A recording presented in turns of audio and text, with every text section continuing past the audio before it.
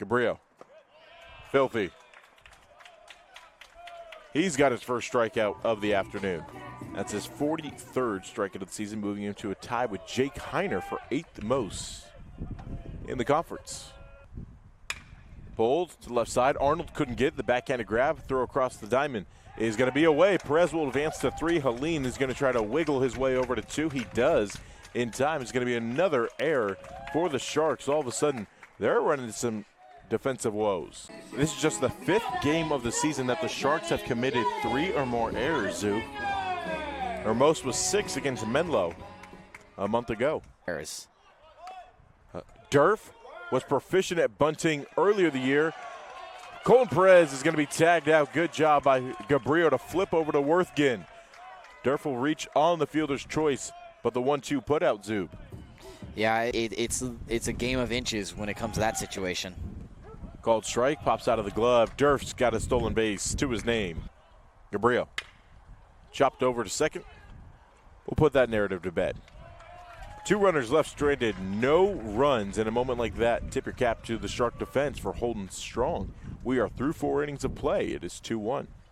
Playing a dangerous game at all times against this lineup. 2-1, Marshall. Fouled back. Pops, you flinch. Don't even. That's his. Pops Issei is back again with us on the scoreboard duties, just as he was yesterday. That is 2 flinches. I will call Kennedy Cipher and get her back up here. He shook the press box and looked at us and said, I didn't flinch. Pretty sure it looked like we were having an earthquake on your feed back home. Marshall skips into the dirt, 3-2. I thought Mason flinched a little bit too, if I'm not mistaken. He did flinch. He's honest. He owns it. Our statistician for the day. A veteran of the game, but still flinches. The Shark dugout has come to life. Shamir Marshall on the 3-2. Lifted to center. Shiggs makes a stumbling grab. Lost his feet for a second. Maybe caught one of those spikes in the grass, but it isn't out. Tatum Hashimoto steps up. Gallegos creeps in. Late. Curveball. Beautiful. 0-1. Still got to get that curveball going. Again creeping in is Gallegos. Marshall gets over his head. Bunt single. How about that, Zuby? It's a beautiful placement from Hashimoto. That is a no man's land of bunting. How on earth do you break up a no-no on a bunt single of all things? Oh, goodness me. Go figure. I mean, they've been trying it this whole game. Coach Pegg is ripping into Helene now. Ooh, getting a little testy here at the Dean. I think there's a bit of a miscommunication on bunt coverage right now. That's been a familiar refrain. And they're going to make the hook in the middle of the AB. First time we have seen that all year. Shamir Marshall had a no-hitter through 4 innings. It's broken up. He's responsible for the man on. Pitching change here on the Pac-West Network. Dylan Henson steps on the hill. And the first thing he does is check in on the runner as he inherits the 2-0 count. And traffic on the base paths. Yeah. I mean, let's see what Dylan can do. But Shamir Marshall giving up the 1 hit, the no-hitter through 4. Obviously broken up, 4 1/3, excuse me. Spike downstairs, runners on the move. The throw by AP is in time!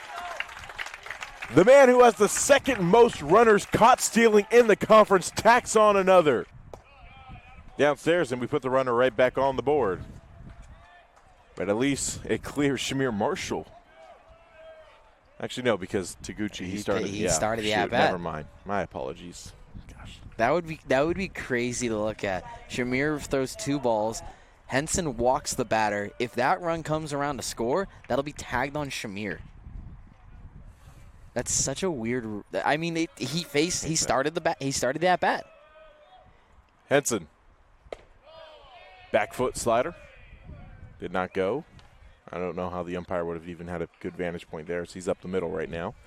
But for Shamir Marshall, that was his best looking game in terms of limiting contact since he was with West LA Community College. where he played against his prior community college in Compton. That was a 5-inning appearance for him there. 2 hits, 1 earned, 7 walks, 4 Ks for him against his old team. That changeup was filthy. Does he have something in his back door? No, he does not. 3rd most strikeouts on the team. Does he have another here? Yes, he does! There goes the rooster. We are through 4.5. Vanguard clinging to that 2-1 lead. Worthkin snaps it to Shiggs. In center, drifting right for the first out of this 6th inning. Dylan rolls up the sleeves, dots the knees, 0-1. Comebacker Durf has it on the 4th hop, fires over to first, 3 up, 3 down. Henson retires aside. Vanguard, it is insurance time against the Sharks for the first time in quite some time. We'll be back in a moment, 2-1 ball game going to the bottom of the 6th. Welcome back to the bottom of the 6th here on the PacWest Network. Jitten Gabriel is still on the hill for the Sharks as Perez does go around. In left field will be the man, Perez, you just saw pinch hit. Christian Perez listed as an infield, the senior man transferring over from Sac State. Does have some D1 experience, though. He's been around the block, to put it lightly. He was at New Mexico State first. He was also at GCU and also, of course, Sac State. Man who's originally from Phoenix, Arizona. Perez is behind 1 and 2. 4 schools, 4 years. I mean, we just saw a guy that played 3 years in the MLB, or excuse me, in the minor leagues, and then come back and play at Westmont. So anything is possible. Worthkin wears that one on his throwing hand. Foul ball. He's going to need a moment. Coach Fujinaka will check on him. And it looks like their backup catcher is strapping on the gear without hesitation. You're hoping that did not catch any bone, considering that is his throwing hand that they're looking at. Yeah, anytime it hits that part of the hand, you got a lot of small bones that just... Gabriel will toss and make sure that Worthkin can throw with that hand, and it sails, and uh-oh.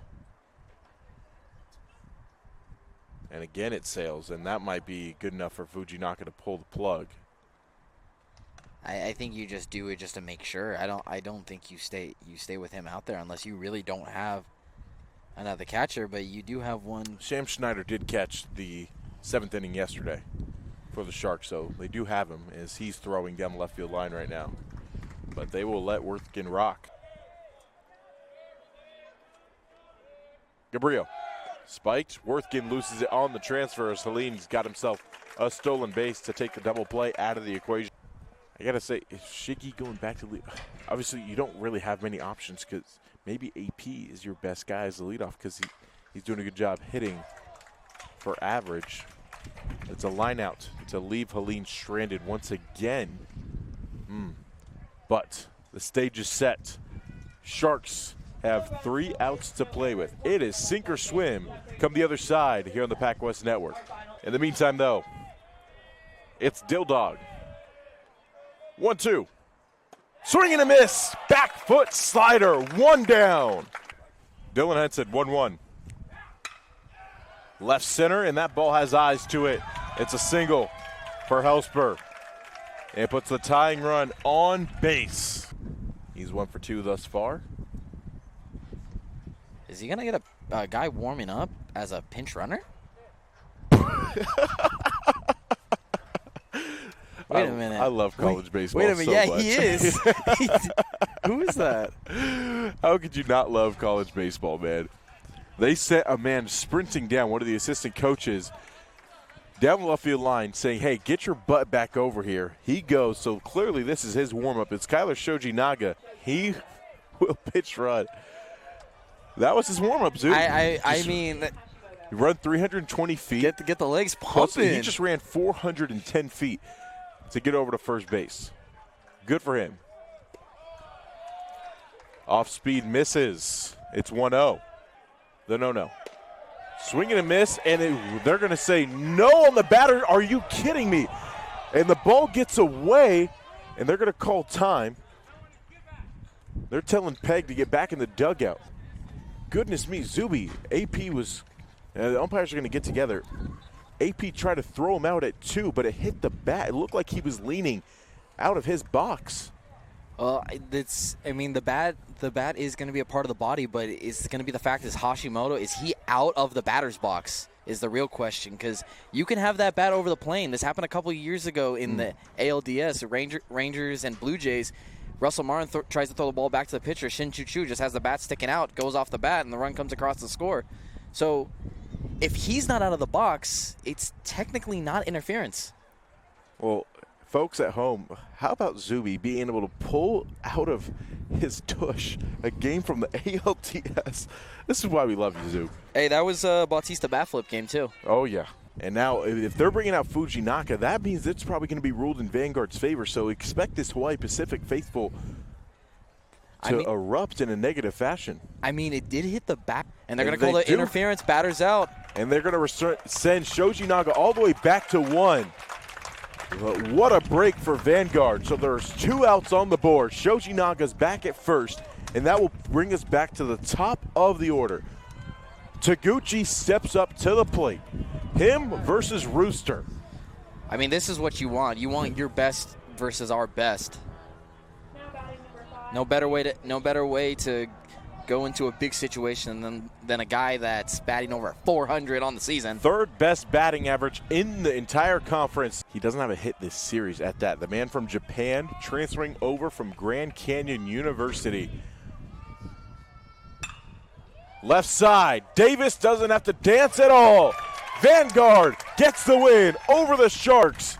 A masterpiece from Marshall and Dylan Henson. Fewest hits that Vanguard has allowed in a game this season, Zuby. It's a great pitching. Split the first 2 games so far. We're going to have another 7-inning contest in a short while, about 30 minutes time. So obviously it was scheduled for 3 o'clock. But I got to think, we're not going to wait an hour for Game 2 of this doubleheader. We'll probably expect around a 2:30, 2:35 start time. We'll find out. But final score, this one, 2-1 ball game.